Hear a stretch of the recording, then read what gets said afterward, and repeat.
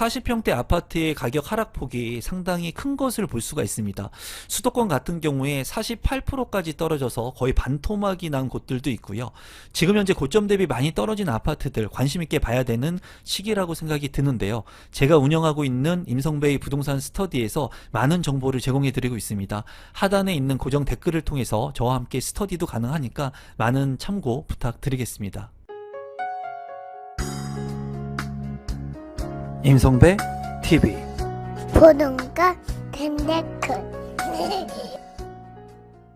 최근에 서울 아파트 가격이 큰 폭으로 올랐다는 얘기들을 많이 들어보셨을 건데요. 서울 같은 경우에 핵심적인 강남권의 아파트들의 가격 상당히 많이 올랐고 거래도 많이 늘고 있습니다.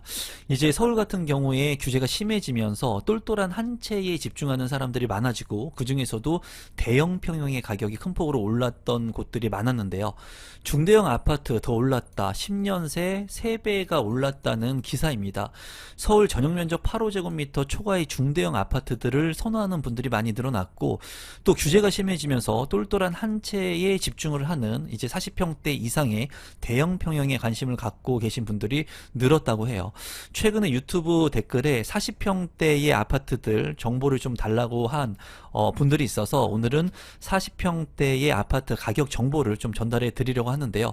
서울 같은 경우에 중대형 평형이 상당히 많이 올랐지만 수도권 같은 경우 경기와 인천 같은 경우에는 중대형 아파트의 가격이 큰 폭으로 떨어진 곳들도 있습니다.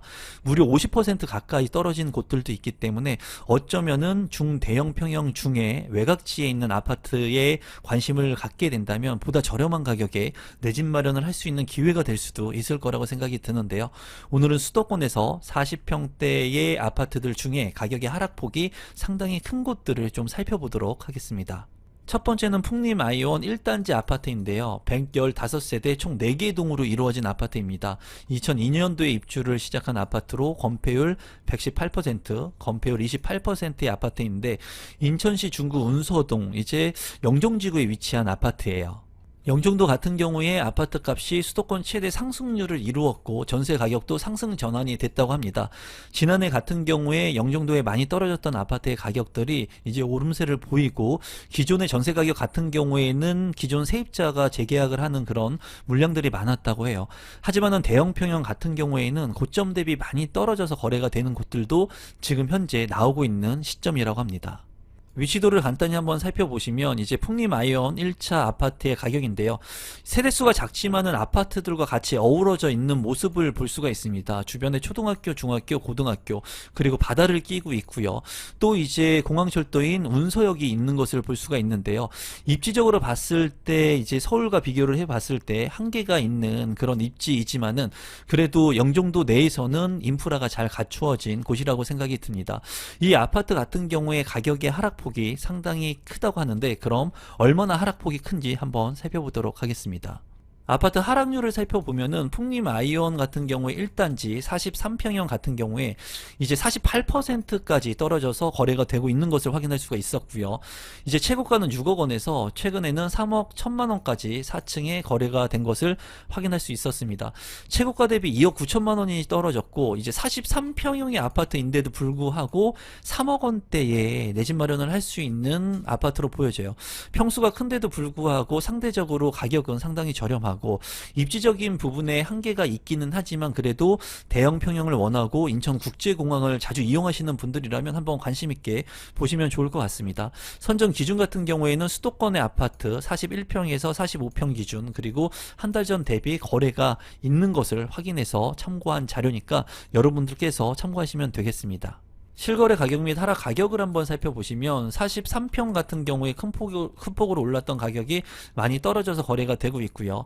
지금 현재는 3억 원에 안착을 한 모습을 볼 수가 있습니다. 이 아파트 같은 경우에는 저층의 아파트로서 이제 3억 원대에 매입이 가능한 아파트인데 아무리 생각해도 입지적인 한계가 있는 것은 사실이에요. 하지만은 43평형대에 많이 떨어진 아파트이기 때문에 이 아파트를 첫 번째로 한번 살펴봤습니다. 두 번째는 평택 서정동 롯데캐슬 아파트인데요. 세대수는 828세대 13개 동으로 이루어져 있고 최고층 23층 2010년도에 입주를 한 구축 아파트입니다. 247%의 용적률 그리고 건폐율 17%이고요. 다양한 타입으로 이루어진 아파트 물량입니다. 평택의 국평 아파트 가격 변화를 먼저 한번 살펴보면은 이제 평택 고독 신도시 같은 경우에 대장 아파트들이 있는데요. 그 아파트들의 하락폭이 상당히 큰 것을 볼 수가 있었습니다. 4개의 아파트의 하락폭을 보면은 자연은 자해 같은 경우에 4억 원이 하락돼서 거래가 되었고요. 그리고 고독 국제 신도시 8억 원 같은 경우에도 상당히 큰 폭으로 9억 6천만 원에서 5억 8천까지 떨어졌습니다. 제일풍경채 역시도 9억 2,700만 원에서 6억 1천만 원, 그리고 신한 인스빌 같은 경우에 11억 1,700만 원에서 6억까지 떨어져서 거래가 된 것을 확인할 수가 있었거든요. 평택 같은 경우에 지금 현재 공급 물량이 상당히 많습니다. 그리고 개발이 계속 이루어지면서 이런 물량들로 인해서 하락의 폭이 상당히 크고, 삼성 반도체의 이슈로 인해 가지고 지금 현재 불안정한 시장이 형성이 되고 있는 것으로 파악이 되고 있습니다. 아파트의 하락률을 살펴보면은 이제 서정 롯데캐슬 44평형 같은 경우에 6억 3천만 원까지 거래가 됐던 것이 최근에 4억 2천만 원에 3월 달에 거래가 되었고요. 최고가 대비 2억 1천만 원, 33%가 떨어져서 거래가 되고 있는 것을 확인할 수 있었습니다. 위치도를 한번 살펴보시면 서정리역이 있고요. 이 서정리역을 중심으로 해가지고 고덕 국제 신도시가 형성이 되고 있습니다.